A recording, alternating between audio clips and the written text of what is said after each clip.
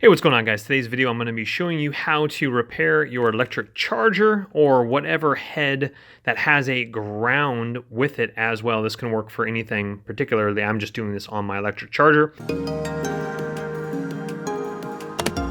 If you have an extension cord or a refrigerator, a television, anything that is connected, meaning that it cannot pull out from right here and that you have to have a head like this, again, with a ground. I picked up this bad boy. I will link it in the description box below. This one is a little bit overkill. This has a rubber guard around the edge of it here, just in case preventing dropping or whatnot. But the main portion is, of course, the ground to left and right, all that fun stuff with adjustable back right here. Now, as you notice, this cord is pretty thick, like your refrigerator or whatnot. So let's go ahead and walk you through this here. This right here, horrible, just heated up and destroyed the cable, unfortunately, and also destroyed my electrical outlet. That's another story. I do have fixes on that already on the channel. All right, so what we're gonna do here is we are gonna clip this as close as we can to the head of it here. So I have my snippers right here. Let's go ahead and cut right underneath the area right here, and then we're gonna go ahead and strip the wires out. All right, we cut that bad boy. Don't be scared of it. There's only 3 wires. It's just pretty thick in there. So let's get that horrible, horrific one out of the way here.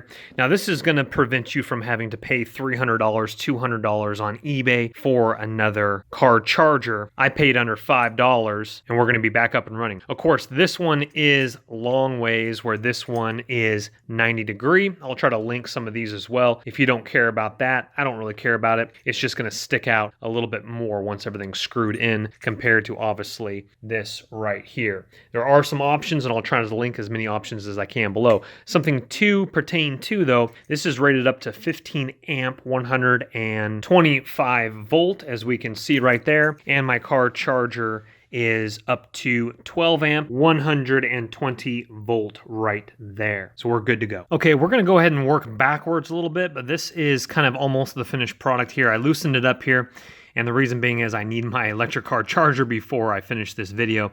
So it's broken down about 3 pieces here. We have 2 screws in the back, which are holding on this little clamp here at the very end, and this piece here that comes off. So we'll just set those aside for right now, which brings us to the 3 screws right here. Okay, you want to go ahead and insert this on of your cord, whatever cord you are putting it on. And if you do have this one, it just slips in right through the center there. As you can see, this is a very thick electrical car charger cord, which I have actually cut. So what you're gonna do is, again, like the beginning of the video, you're gonna cut off the head of the cord, probably a solid maybe inch and a half or so. You don't have to do too much. And then you wanna strip off the ends of the wires. So as you can see here, there are 3 wires.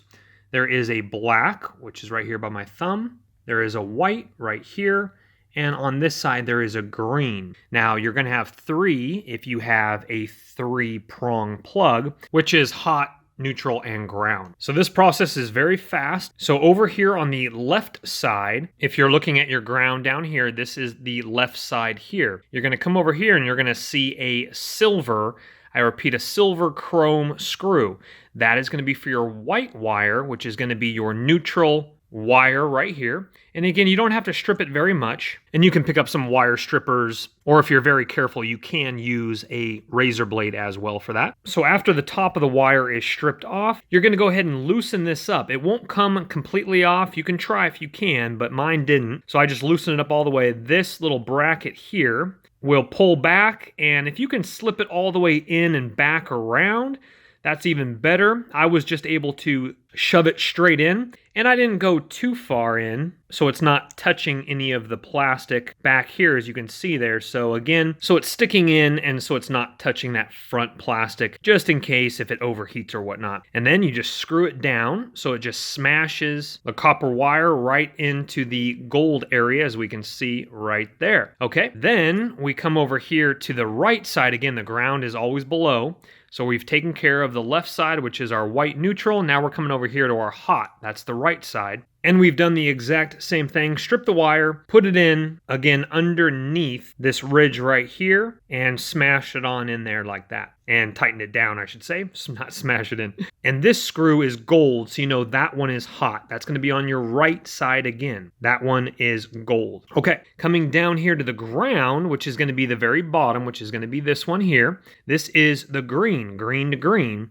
Same exact process. Strip your wire and then smash it down. This is a little bit harder to see, but it's the same process, and it's smashed underneath the silver, which is below the green nut there. Here's an overhead shot of that. And again, nothing is touching the front portion of the plastic. It's all underneath that there. Okay, so after your wires are smashed in, nice and secure, what we're gonna do here is all you do is slide this up here. And there's screw holes right there where my thumb is, right there where my thumb is, and over here where my thumb is.